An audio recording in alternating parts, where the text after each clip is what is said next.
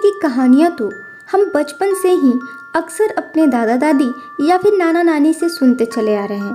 पर मऊ के अस्पताल वाले भूत के बारे में यह दावा किया जाता है कि यह किस्सा नहीं बल्कि एक सच्चाई है। इस बात का अंदाज़ा ऐसे लगाया जा सकता है कि आज भी शाम होने पर गांव के बच्चों को अस्पताल वाले भूत के नाम से डराकर चुप कराया जाता है। लोग भी कहते हैं कि वहां से ऐसी आवाज़ें आती हैं कि गांव के लोगों के लिए रात काटना बहुत मुश्किल हो जाता है। किसी में आज तक इतनी हिम्मत कभी नहीं हुई कि वो अस्पताल में जाकर देखे कि आखिर ये कर्राने की खौफनाक आवाज़ आ कहां से रही है। मऊ जिले के परदहा ब्लॉक अंतर्गत रैनी गांव में बना सरकारी स्वास्थ्य केंद्र अस्पताल आज खंडहर की तरह खड़ा है। यहाँ का मंजर झाड़ियों और खंडहर के चलते और भी डरावना लगता है। दिन में भी लोग इस रास्ते से गुजरने से डरते हैं। घनी झाड़ियों के बावजूद ये रास्ता इतना साफ है कि जैसे अभी किसी ने इसकी सफाई की हो, जबकि बताते हैं कि यहाँ पर साफ सफाई कभी होती ही नहीं है। गांव वालों की माने तो अगर दिन के 12 बजे भी अस्पताल के आसपास से कोई गुजरता है तो उसकी हालत खराब हो जाती है। कई बार तो लोगों को लगता है कि इस अस्पताल में बहुत भीड़ है और लोगों के रोने की आवाज़ें आती हैं। यही नहीं, खौफ इस बात से भी होता है कि पक्षी भी कभी इस खंडहर और इसकी दीवारों पर नहीं बैठते। सूरज डूबते ही गांव के लोग उस रास्ते को सुनसान छोड़ देते हैं। अगर बहुत मजबूरी हुई तो वहां से झुंड बनाकर गुजरते हैं। उन्हें हर समय इस बात का डर लगा रहता है कि किसी भूत का साया उन पर पड़ न जाए।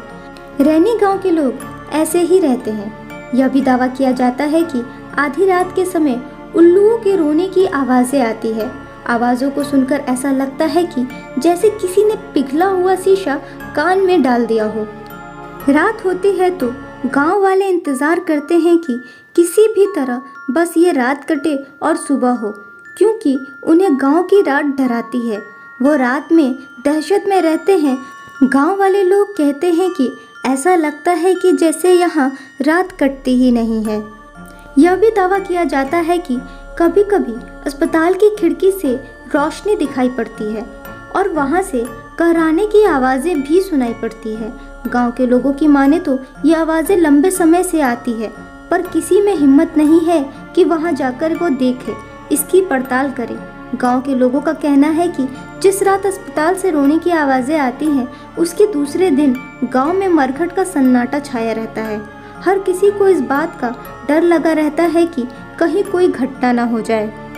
गांव के रहने वाले 75 साल के केदार बताते हैं कि इस अस्पताल को ग्रामीणों के इलाज की सुविधा के लिए बनाया गया था, पर क्या पता था कि इस अस्पताल में जिंदों का नहीं मुर्दों का इलाज होगा।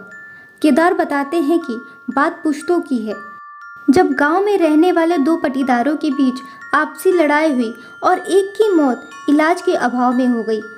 पर इस घटना के कुछ ही दिनों बाद गांव में उन्हें इसी स्थान पर बैठे देखे जाने की बातें कही जाने लगी। कहा जाता है कि वो किसी से कुछ नहीं बोलते, पर बचाव बचाव की आवाज़ें ज़रूर आती। किसी की हिम्मत नहीं होती कि वहाँ जाए। इस घटना के कुछ दिन बाद ही उनका पड़ोसी भी गांव छोड़कर चला गया। उस परिवार का आज तक पता नहीं चला कि वो आखिर गए कहाँ। जिनकी मौत हुई वो कभी यहाँ या फिर गांव के आसपास दिखाई नहीं दिए। पर 1982 में जब यह चिकित्सा उपकेंद्र बनकर तैयार हुआ तो कुछ दिन बाद ही टूटने फूटने की आवाज़ें आने लगी।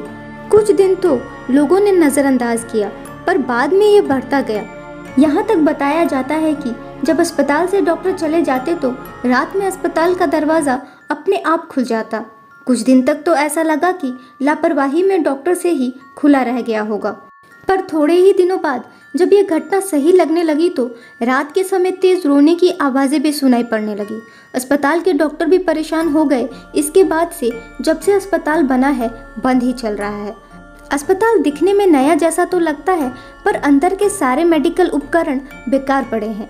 गांव के लोगों का दावा है कि इन सामानों से भूत का इलाज होता है। ग्राम प्रधान मुकेश राय बताते हैं कि यहाँ पर वर्तमान में तैनात मेडिकल विभाग की मिडवाइफ यहाँ कभी नहीं आती।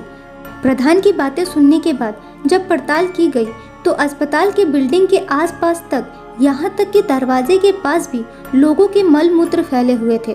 वहाँ जाना भी कठिन था क्योंकि वहाँ गंदगी बहुत थी। उपकेंद्र पर तैनात मिडवाइफ गांव में तो आती है पर अस्पताल कभी नहीं जाती, क्योंकि लोगों का कहना है कि वहाँ पर भूत रहता है।